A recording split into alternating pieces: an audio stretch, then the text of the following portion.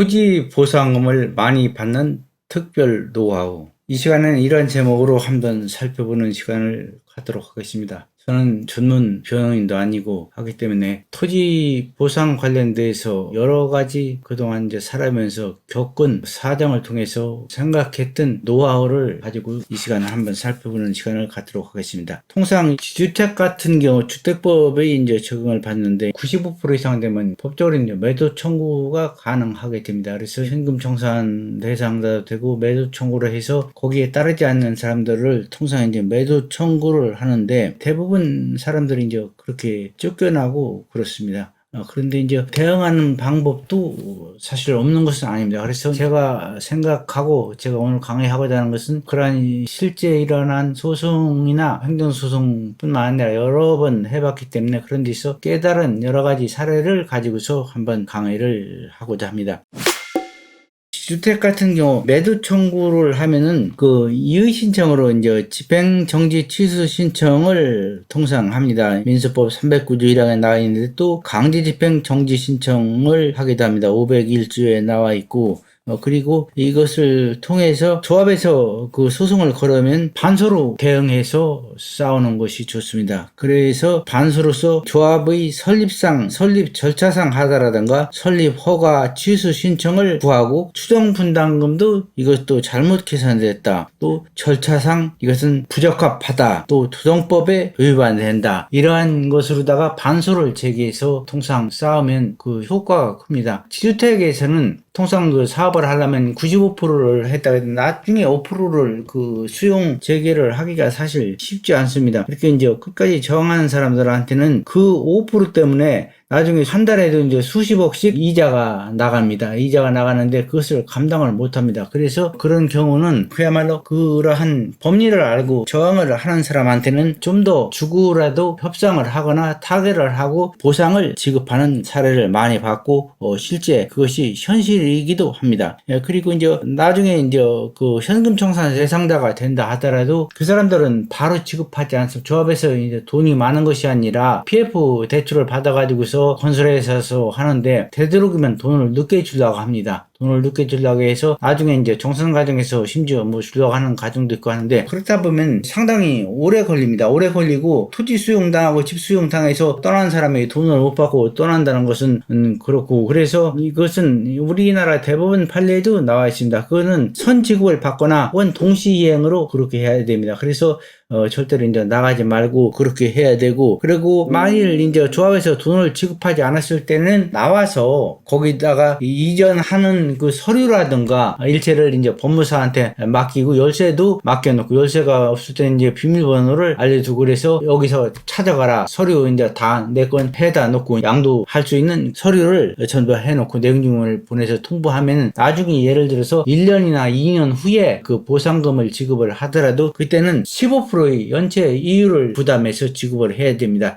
옛날에는 25%였습니다. 구로공단역에 있는 강남 아파트도 처음에는 지하층은 그 토지 지분이 하나도 없는 평수고 다른 평수도 있는 그 지분이 상당히 적었습니다. 그래서 처음에는 현금 보상 대상자였었는데 대법원까지 항소하는 바람에 이렇게 뭐 그동안 한 10년 동안 있다 보니까 이자가 늘어서 지금은 현금 청산자를 그냥 조합원이 권리를 주고서 그렇게 처리를 했습니다. 그런 것과 같이 그렇게 이자가 많이 나가면은 그 이자를 결격 사유가 조합 측에 있으면 조합 측에서 부담을 해야 됩니다. 그리고 뭐 이런 사소한 것도 또 조세 같은 게 문제 있으면 조세 심판을 통해서 나중에 행정 소송을 할 수 있고 조세 심판에서 한 것은 일단 행정기관에서는 그것을 받아들여야 됩니다. 조세 심판원도 저도 이제 여러 번 해봤거든. 감사원도 심판 청구도 해봤는데 감사원에서 심판 청구하는 것도 행정과정에서는 이렇게 좀 수용을 합니다. 그래서 그리고 행정 소송은 일반 뭐 조합 측이나 건설사 측이나 혹은 수용자 측에서 있는 것이 아니라 판사들은 정확한 법리적인 문제에서 판단을 하기 때문에 항상 피해를 당한 사람이 불리한 것만은 아닙니다. 최근에 이제 토지 수용에서 도시개발법이나 뭐 주택법에 따라서 수용되고 환지도 되고 혼용도 하는 데도 있고 하는데 통상 그렇게 하면서 협의 양도인 택지라고 해서 협의에 잘 응한 사람들은 100%를 조성원가로 주고 집까지 이제 빼앗긴 사람들은 조성원가의 70%의 토지를 주기도 합니다. 그런데 이렇게 이제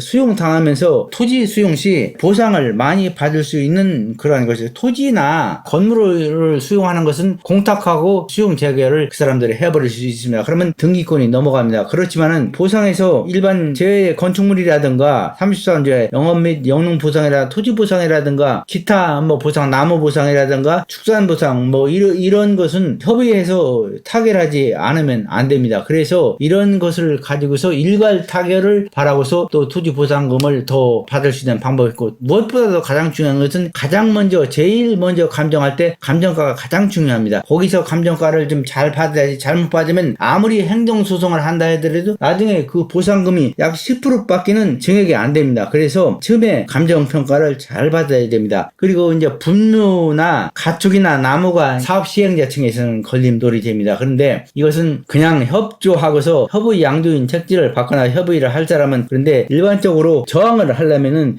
분묘 같은 경우는 신고하지 말아야 됩니다. 그러면 분묘에 대해서 사업 시행자 측에서 잘 모릅니다. 그냥 그거를 임의로 다 분묘를 그렇게 할 수가 없습니다. 그리고 수목도 이전비, 죽으면 이전비까지 다 받을 수 있어요. 수목도 그 나무 하나하나 이름을 알고 전체를 다 정확하게 할 수 없습니다. 또 동물도 예를 들어서 소나 돼지가 있는데 그것이 임신 여부까지 다 판단하지 않습니다. 처음에 그 사람들이 감정할 때 100마리로 판단을 해갔는데 나중에 새끼가 나서 150마리가 됐다.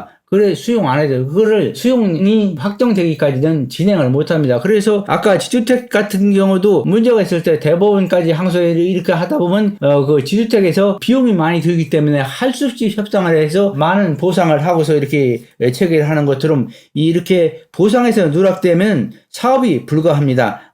행정소송까지 하면 4번의 여러 가지 보상을 할 수 있는데, 우리가 이제 챙겨야 할 것은 보상을 할 때 일괄 보상을 하는 게 좋고, 그 다음에 이제 개인적으로 싸우는 것보다는 대책으로 구성해서 하는 것이 좋습니다. 그리고 감정평가사가 상당히 중요합니다. 감정평가사를 자기에게 유리한 사람들, 자기한테 호의적인 사람들을 하는 것이 좋고, 또 이의를 제기해도 아까 얘기한 대로 10%밖에 증액이 안 됩니다. 그리고 보상협의체도 구성해서 이렇게 활동하는 게 좋고, 한 가지 참고적으로 주유소 같은 것은 예를 들어서 환경 오염이 많이 된 것입니다. 근데 협의를 해서 하면은 나중에 협의 보상이 끝나고 나서 폐기물은 협의한 사람이 처리하라. 그 폐기물 비용이 1억이 들어간다, 2억이 들어간다 해서 거기서 공제하고 이런 사항이 있는데, 강제 수용 같은 경우는 그것에 대해서 오염이나 책임을 수용당한 사람한테 청구할 수 없습니다.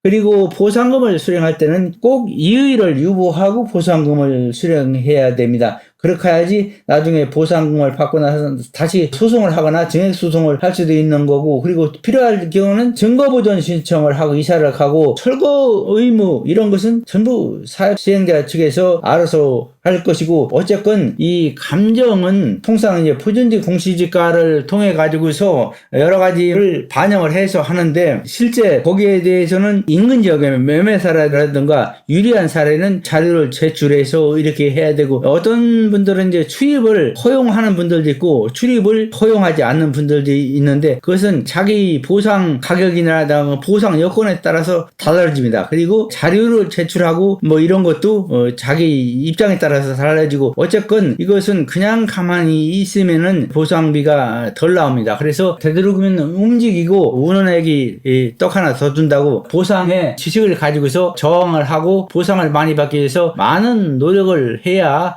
보상금이 더 나옵니다. 오늘은 이것으로 마치도록 하겠습니다. 감사합니다.